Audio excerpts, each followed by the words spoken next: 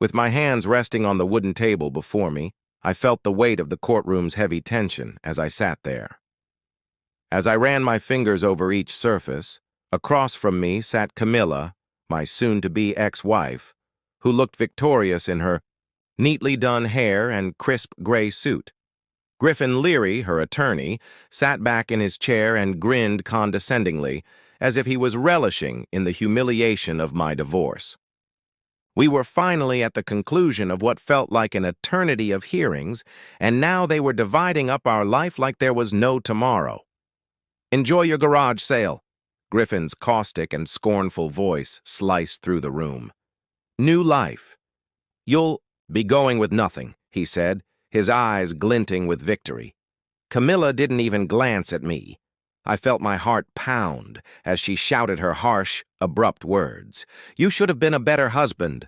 Her angry outburst could have been accompanied by a stronger emotion, regret, maybe even hurt, but I suppressed any reaction. My mouth clenched, and my gaze fixed on the judge's aged hands as he shuffled documents in front of him. The judge, a tired-looking man with gray hair and a voice like gravel, turned to me. "Mr. Rhodes, do you have any final words before I make my ruling?" he asked, gazing over his spectacles. The room got quiet. I could feel Camilla and Griffin watching me, waiting for me to collapse, to plead, to say something weak. But I didn't. Instead, I felt a small, odd calm fall over me. Like the instant before a storm hits, I reached into my suitcase, my fingertips brushing over the big folder I'd spent months putting together. "Actually, yes," I said, my voice steady as I slipped it over the table toward him.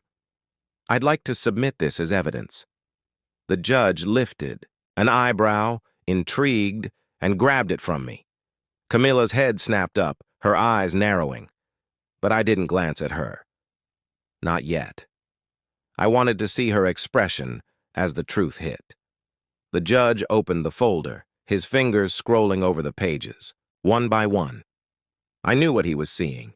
Every receipt, every email, every bank statement I dug up like lost treasure. My hands stayed clenched in front of me, but inside my mind was racing. This wasn't just about the divorce anymore. This was about everything she had taken from me, everything she believed I'd let her get away with. The stillness stretched on. I braved a glimpse at Camilla. Her smirk was gone. Her face had gone pale, like the life had drained right out of her. Griffin shifted in his seat, his fingers tapping uncomfortably on the table, his confidence breaking. "What is this?" he whispered beneath his breath. But I didn't answer. I didn't need to. The judge's eyes flicked up to me, then down to the papers. And I could tell he was starting to realize. I relaxed back in my chair, letting the moment soak in. For months, I had been the quiet one, the guy who didn't fight back, the husband who let her walk all over him. But not today. Today, I was the one with the upper hand, and it felt nice. Better than I'd expected. Camilla's voice shattered the quiet, harsh, and unsteady. "What did you do?" she growled, moving toward me, her eyes wide with something I hadn't seen in her before. Fear. I didn't answer right away.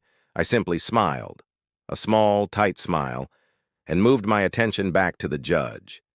He cleared his throat, set the folder down, and looked at Camilla's side of the room. "Counselor, Ms. Rhodes," he continued, his tone hard. "We're going to need to discuss this further." My heart kept hammering, but now it wasn't anger driving it, it was satisfaction. I had played my hand, and the game was about to change. The courtroom crackled with whispers as the judge called for a recess. I watched Camilla and Griffin huddle, close, their heads down, their voices sharp and quick. She threw me a look, half wrath, half panic, and I met her gaze without flinching. 12 years of marriage, and it had come to this. Me, with a folder full of her secrets. Her, with nothing. Except a lawyer who was starting to sweat. Didn't know what the judge would decide. Not yet. But I knew one thing for sure. Camilla wasn't laughing anymore, and that was enough for now. I rose as the bailiff signaled for us to leave the room, my folder still resting on the judge's bench. Like a ticking bomb. This wasn't the end, not even close, but it was a start. A damn good one. I walked out of the courtroom, my footsteps steady, my head high, feeling lighter than I had in years. Whatever came next, I was ready.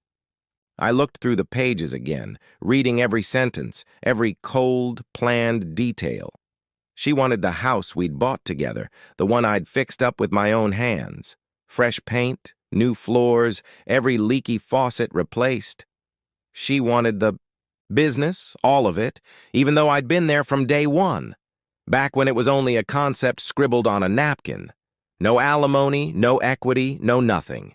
Just a clean break for her and a vast, empty nothing for me. My chest squeezed and I clenched my jaw, fighting to keep the rage from pouring out.